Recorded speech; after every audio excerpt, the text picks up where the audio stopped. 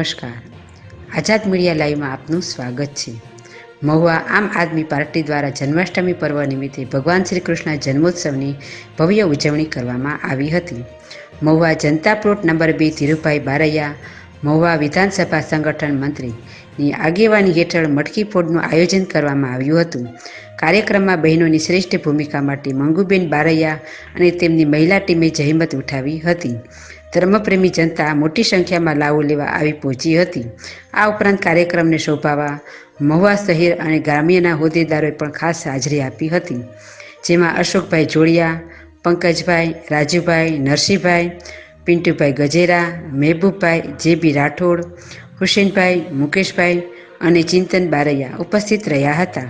Anchor સંધ્યાબેન Oza, reporter Bhaveshbhai Chauhan, Azad media live, Mahuva.